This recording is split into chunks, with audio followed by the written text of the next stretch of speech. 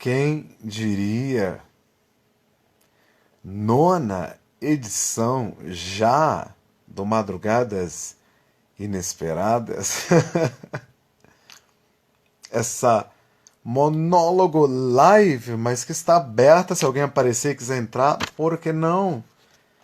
Eu gosto assim, sempre refriso porque é verdade. Para mim não importa o número de pessoas ao vivo. O que importa é quando fica gravado, a pessoa assiste assim no momento que ela quer assistir e tal. Eu mesmo sou assim. Eu sempre vejo as lives gravadas quando eu não posso ver ao vivo. Eu tenho algo muito interessante aqui, as 4 estações. Quem não gosta desse álbum, hein? Muito bem. Não é o livro Só por Hoje para Sempre, Renato Russo, que eu tenho com a data de hoje, 1º de agosto, porque o livro lá foi no mês 3 e 4. Já não tem. Mas, como eu lancei uma enquete hoje no Facebook, que de fato vai ser importante para mim, porque eu estou coletando dados e eu quero ouvir essa informação. Sempre ouço essa coisa de lugar de fala, né? Na relação assim dessa luta antirracista, dessa conscientização e desconstrução do racismo estrutural. E aí como eu acho que é lugar de fala, a pergunta que eu fiz uma enquete simples, né? Somente para pessoas que não são brancas ou de outra cor. Não sei dizer eu sou o quê? Pardo, moreno. Ou seja, a nossa sociedade, especialmente agora, está reconstruindo essa noção de cor, né? E que muda de acordo com o tempo. Isso não sou eu que afirmo, é um dos maiores geneticistas contemporâneos, italiano, que inclusive concluiu aí a campo, né, em pesquisa, juntamente com um grupo de cientistas brasileiros, que a raça é invenção, né? O nome do livro é Invenção das Raças. Somos todos de uma única raça, independente das nossas diferenças físicas. Mas, enfim, vamos ao ponto. Então, nós vivemos numa distopia, né, de uma utopia, quando o ator norte-americano Morgan Freeman, né, fala que no dia que tivermos uma consciência humana, não precisaremos de um dia da consciência negra. Ele, como ator norte-americano negro, falar isso é um desserviço incalculável, né? É fruto de ignorância mesmo. E isso não é com arrogância que se fala. Eu sou ignorante num monte de coisa, você também é, nós todos somos, e a coletividade é.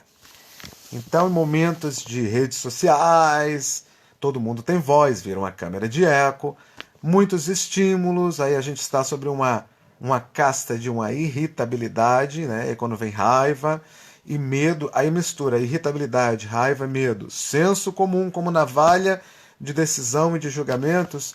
A gente é bem perigoso o nosso futuro, o nosso já presente e o nosso presente e futuro. Então, falando utopia, distopia, nessa frase do Morgan Freeman, seria o ideal. Realmente somos todos de uma única raça. As nossas diferenças, cor de pele, de olho, cabelo, essas diferenças físicas, elas são históricas, né? De acordo com que a pessoa mudou. Nós vimos da África, né? Os primeiros humanos. E à medida que eles foram mudando para o norte, o clima mais frio, a quantidade de melanina no corpo foi diminuindo, logo foi clareando os olhos, logo foi clareando os cabelos. Isso é documentado. Mas enfim, quantas pessoas sabem disso? Mas não é esse o ponto da questão dessa live monólogo, que depois espero que vocês assistam.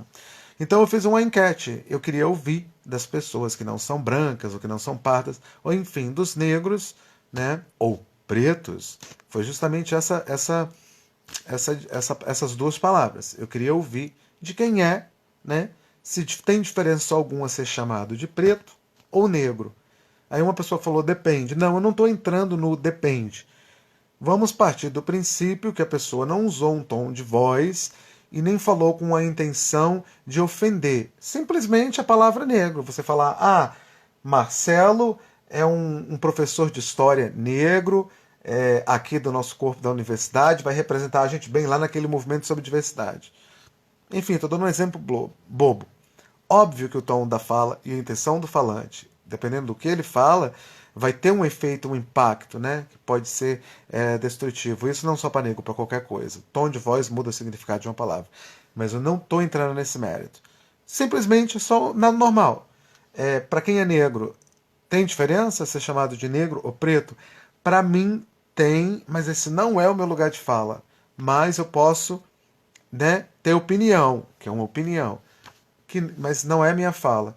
Eu tenho a minha opinião, mas eu não vou revelar aqui, porque isso daí é para um outro projeto aí, que eu estou coletando dados de artigos acadêmicos, um monte de coisa, mas primeiro eu quis ouvir a opinião das pessoas. Espero que quem está lá no Face responda a enquete. Até agora, 10 negros acham que não tem problema nenhum e um acha que tem, né? Ser chamado de negro ou preto. Para 10 pessoas negras ou pretas, olha só que confusão, que já responderam, não tem problema nenhum. Eu vou mais nesse campo aí. Quer dizer, depende. Eu não vou revelar o meu agora. Se é para um projeto, né, que eu estou aí elaborando. Legal, vamos ao ponto agora. Esse livro aqui é Literatura Inglesa para Brasileiros. É um livro da época da faculdade, quando eu fiz letras. É um livro muito bom. Então, essa coisa de utopia, distopia, né? Nós estamos vivendo uma distopia em vários sentidos, né? Distopia. Estamos vivendo uma distopia. Qual o oposto da distopia? É a utopia, que seria o mundo ideal, né? Então, de acordo com o que está a minha legenda aí, né? Literatura literatura britânica. Bem, tem um escritor. Lembra que eu sempre falo que a gente tem que saber separar a mensagem do mensageiro? Depois que eu aprendi esse segredo de separar, fala Samir Refugi, de separar a mensagem do mensageiro, milagres aconteceram na minha vida. Hoje, eu consigo ouvir uma mensagem de alguém que eu detesto ou de quem eu não acredito, mas se o conteúdo da mensagem for um conteúdo relevante, ele tem impacto ao ser verbalizado, ao ser exposto, eu me atenho à mensagem e separo ela do mensageiro. Se você souber fazer isso, você vai ver que milagres acontecem na sua vida. E isso tem a ver com a história desse cara aqui. É um autor, né, o Francis Bacon, né, que é Bacon, Francis Bacon, que escreveu, né, The New Atlantis, do qual saíram muitos filmes, livros a respeito, né? Isso foi na literatura britânica no século XVII, tá? Ele escreveu esse New Atlantis, tá? Que inclusive foi publicada após a morte do autor, né? E esta obra dele, ela remete ao ancestral mito do continente perdido de Atlântida, né? Que foi comentado pelo filósofo grego Platão em 427 a.C., né? E que já foi tema de filmes, de livros, como eu falei. Então, foi aqui que surgiu a palavra utopia, o que seria um estado ideal, onde todas as pessoas fossem honestas, fossem boas, não houvesse preconceito, corrupção, aquela coisa toda. Então, na obra, né, da New Atlantis, ela mostra um estado imaginário descoberto de uma forma acidental, onde reina a felicidade, graças aos traços específicos de sua organização, como essa sociedade é organizada, né? Então, o segredo do êxito dessa utopia reside na existência de uma instituição, a Casa de Salomão, né? Que pelo trabalho desenvolvido e resultados alcançados, permite uma organização de um mundo com estruturas econômicas, políticas e sociais ideais. Refletindo na ascensão do pensamento nacionalista do tempo, veio a mensagem da obra, né, que a harmonia e o bem-estar entre os homens repousam no controle, aí é o que vem mais interessante, no controle que a ciência exerce sobre a natureza. A ciência de The New Atlantis não está restrita aos laboratórios, mas sim posta em prática para o desenvolvimento da sociedade. Então o autor, né, o Francis Bacon, né, ele é considerado o pai da ciência moderna, século XVII. Né? Considerado pelos pensadores como o pai da ciência moderna, e é um espelho da efervescência cultural e política que marcou a Inglaterra no século XVII, né? Tendo sido um ardoroso defensor, né, da ciência com a experimentação científica com seus próprios proventos para realizar suas pesquisas. Né? E o Bacon utilizava... ele tinha uma verdadeira paixão pela ciência equiparada à sede de poder. Aí é onde vem, separa a mensagem do mensageiro. O cara aqui, né, parece que é o cara que veio para o salvador. Não existe salvador da pátria nem da humanidade. Estou entrando em questão política, tá? Só um trocadilho mesmo. E aí ele não mediu esforços para ter essa ambição de poder, né? Mesmo sendo um cara que queria lutar pela ciência. Então, incluindo, né, nos seus planos para alcançar o poder, bajulação, corrupção, chantagem, traição, entre outras deficiências morais. Ascendendo ao poder de uma forma fulgurante, o Bacon, né, pelas mãos do rei James I, recebeu posteriormente mais outro posto no Reino Britânico, o chanceler. E aí, todavia, né, a falta da conduta moral que o ajudou a prosperar na carreira também foi responsável pela sua queda. E ainda que a prática de recebimento de propinas fosse tolerada na época, o ato, né, culminou num protesto e aonde seus inimigos, né, pediram a sua cabeça e ele foi posto, foi preso, né, foi tirado da cadeia pelo rei James I e ele se retirou da vida pública e foi se dedicar exclusivamente às suas experiências científicas. Né? Então, sobre o efeito, ele foi continuando. Então, uma dessas pesquisas era sobre o efeito do frio, da conservação da carne, né? Ele recheou uma galinha com neve.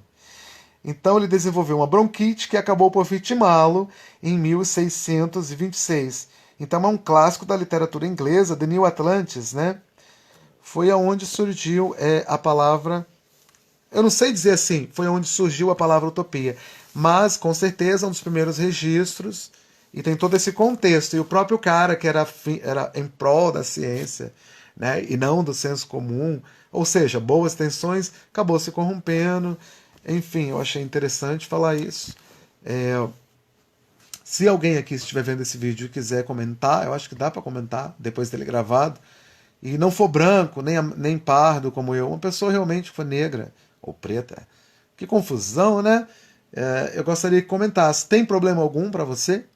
Se uma pessoa não te chama de maneira ofensiva, nem de piadista, nada, só de maneira normal. Se a pessoa te chama de preto ou negro, tem problema? Só botar para mim aqui, sim ou não. Vai ser bem legal, vai ser importante para mim, por causa de um projeto que eu estou elaborando nos próximos 2 meses e meio. Ou seja, eu gosto de entrelaçar, de clipar diversas fontes, né? Isso é século XXI, a interdisciplinariedade, né? E multidisciplinariedade. Você pegar todo tipo de recurso num ponto convergente e fazer uma soma disso tudo de uma maneira descontraída e fácil que eu vou precisar para usar em breve. Mas eu queria ouvir de você, tá bom? O projeto chama Cinema e Música C, vai ser em outubro, na véspera dos 24 anos sem Renato Russo. Era algo que não era para ser e se tornou, porque ali tem Renato Russo de A a Z, em tudo que estava na sua obra, ou algo que ele falava nas entrevistas. E aí é óbvio, como vai ser cantada a música de outros compositores, e vão ter fragmentos de texto interagindo com essas músicas. No final, uma releitura de um clipe de um clássico da Legião. Eu adoro releitura, 3 grandes cantoras que vai estar nessa releitura, né? Então vai ser uma homenagem aos 24 anos, totalmente fora da caixinha, dentro do coração. Um convite a todas as pessoas, independente de ideologias, credo, oposição ao governo, favor. As pessoas têm que respeitar a oposição de cada um. A edição ela vai ser para gregos e troianos. É algo assim, descontraído, sem grandes pretensões. Mas eu vou ter um doutor em linguística da Universidade de Brasília para esclarecer algumas dúvidas comigo. Mas com enfoque no campo do racismo estrutural. Mas a gente vai falar também sobre os temas do filme Crash no Limite. Xenofobia, desigualdade social, preconceito, essa coisa da pandemia. Tem uma palavra que eu vou perguntar para ele, né, em relação a essa coisa de o vírus chinês. Enfim, a gente vai, no intuito algum, ensinar da palavra final. É simplesmente levantar, né, coisas atuais, contemporâneas. Eu vou ter um especialista para tirar dúvidas, coisa bacana. sem pretensão alguma, e essa é a proposta do meu canal no Roupão com Castle, o Puxador de Conversa. Não é dar respostas, não é ensinar, mas é compartilhar fontes, dados, ideias e reflexões. E as pessoas de boa vontade podem até nos comentários colocar link de documentário, colocar link de artigo, e junto assim a gente vai dando dicas uns para os outros e de uma maneira cordial, construindo conhecimento de uma maneira colaborativa. E aí vai ter uma parte que vai ser esse bate-papo, outra parte musical, com 3 cantoras que vão cantar ao vivo, e finaliza com um webclip. Vai ser muito legal. Muito mesmo. Estamos fazendo no 0800 e vai ter o quê? Pessoas que vão editar o webclip, pessoas que vão operacionalizar o streaming profissional no dia, fora os artistas. Então eu criei uma vaquinha online que em breve eu vou divulgar, e qualquer pessoa pode contribuir com qualquer quantia, para poder oferecer o mínimo a esses profissionais, né, que foram os primeiros a sair do trabalho na pandemia, serão os últimos a voltar. Como vai ser algo bem relevante para o momento atual, vai ser um registro bem bacana para as pessoas assistirem, interagir com ele, contribuindo com outras fontes. Imagina, eu acho que a ideia do canal é super bacana, despretensioso. E em breve eu pretendo lançar essa vaquinha para ver se eu consigo o mínimo de recursos para custear pelo menos o custo operacional de quem está envolvido fazendo. Né? Tá eu mais uma vez sacrificando esses artistas, mas acabei transformando numa homenagem a Renatão, e as pessoas se envolvem, acreditam, vai ser bonito pra caramba. Né? Eu me considero o espectador número 1 que precisa ouvir toda a mensagem desse evento, como um todo, o bate-papo, a parte musical e o clipe, para eu também refletir. Né? Eu preciso sair de mim e refletir. Eu sou o público número 1 que precisa da mensagem. Não pretendo ensinar nada a ninguém. Pelo contrário, a gente vai aprender as coisas juntos. Espero que tenham gostado. Boa noite. Um abraço.